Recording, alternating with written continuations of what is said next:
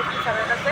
রানার ঝুলন্ত ব্রিজ সংলগ্ন এলাকার একজন রানা সাহা মাফিয়া, সে নাকি মাফিয়া, সে আমরা শুধু 2.5 লক্ষ টাকা দাবি করছে আমাদের দ্বারে।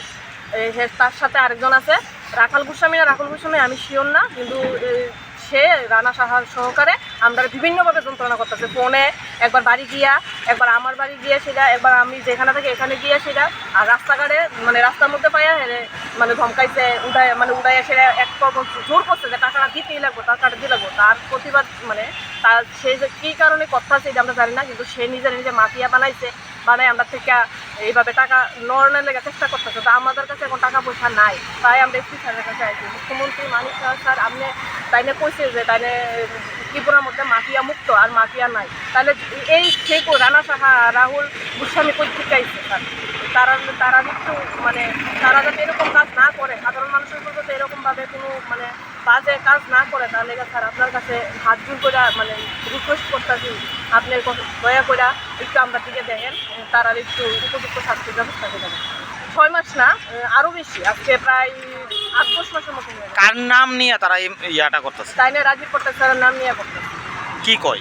সে রাজীব স্যার নাকি তারা খুব পরিচিত, তারার বাড়িতে আয়ে যা মানে যে কোনো টাইমে ফোন করতে পারে, কোনো কারণ কোনো কিচ্ছু জানি না, তারা একটা মাফিয়া হিসাবে আসছে আমরা কাছে টাকা খাবে। কতজন? তারা রানা সাহা সাথে রাহুল গোস্বামী।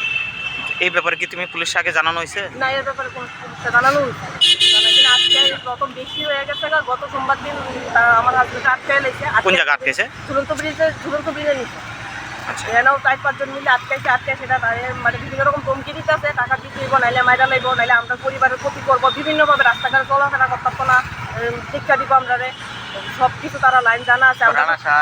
আমরা কইছি আমরা পুলিশ স্টেশনে জানাবো, পুলিশ আমরা ডরাই না, পুলিশ আমরা লোকে উঠে আর ভয়, পুলিশ তারা লগ উঠায়, পুলিশ নাকি তারা লগে থাকে, তার লেগে আমরা তার লাগে তোমরা ডাইরেক্ট এসপির কাছে আইছো? স্যারের কাছে আইছি যাতে এটা তদন্ত করে, কি কারণে করতেছে, তারা যাতে উপযুক্ত শাস্তি দেয়।